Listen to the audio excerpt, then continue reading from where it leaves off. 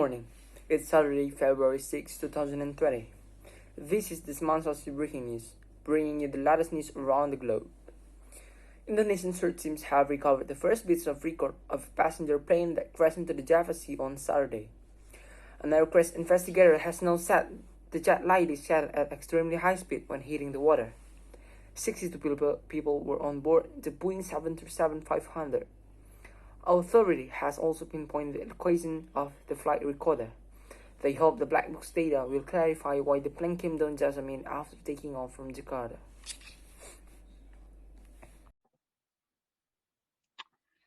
So, journalist Rayyan has been closely following the latest development and now join us from Jakarta.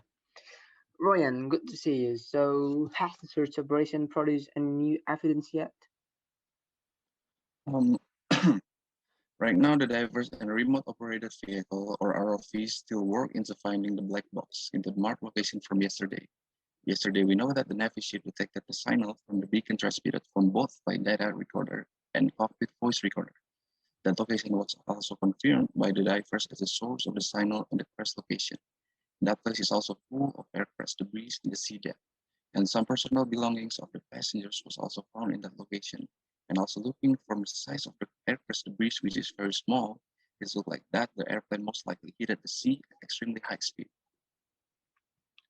Okay, so what information are the authorities hoping to get from those black boxes that they have located?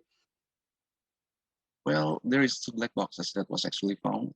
The one is the cockpit voice recorder, which is recorded the communication and conversation of the pilot and the co-pilot in the cockpit.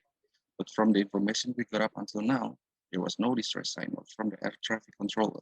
So basically, it means that the air crash happens in a really short time, and the authority get all the recorder from the APC, the radar, and the communication of APC.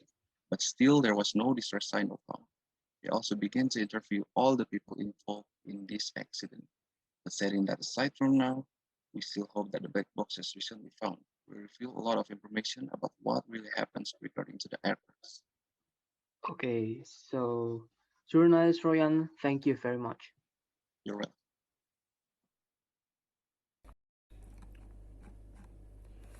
Okay, next we have news from economy with Dava. Thank you, Adril, for the time. Now I'm going to bring you the updated economic news. Indonesia Central Statistic Agency (BPS) said that for the first time since 1998 monetary crisis, the country experienced growth contraction in 2020. The BPS record economic growth at the negative 2.07%. BPS Chief Suharyanto said in online press conference, this is the first contraction since 1998. In the 1998 was due to the monetary crisis and then in 2020 due to COVID-19 pandemic.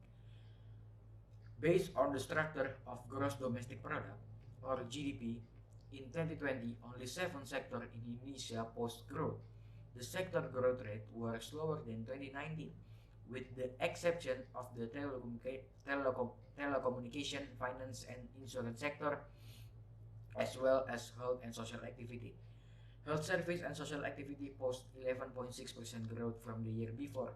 This is because of the revenue increase in hospital and laboratory and clinics related to COVID-19. Sector that contribute the most contraction were transportation and warehousing with negative 0.64% growth, followed by manufacturing industry with negative 0.61%. Suharyanto said Indonesia economic recovery in 2021 depends on the implementation of health protocol and the success of the vaccination. The government is targeting 5% growth this year on hopes that is a vaccination program, which kicked off in January, will boost business sentiment and economic recovery.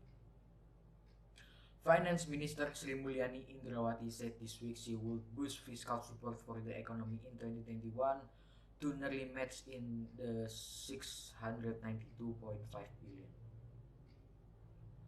Sorry, 692.5 trillion rupiah or 49 billion US dollar.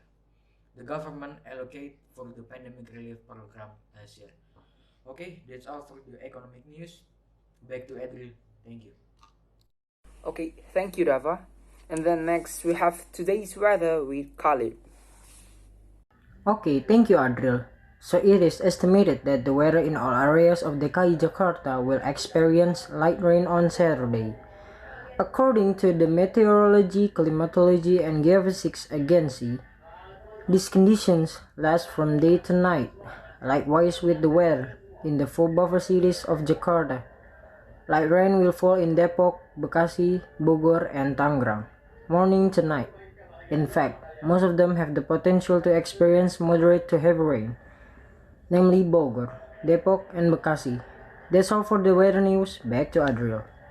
Yep, thank you, Khalip, for the weather news. So those all the news we could present to you today. If you have some critics and suggestions, please visit us in www.smansasibreakingnews.com. At the end, we say thank you very much for your nice attention. See you next day in same time in same program in our lovely channel, Smansasi.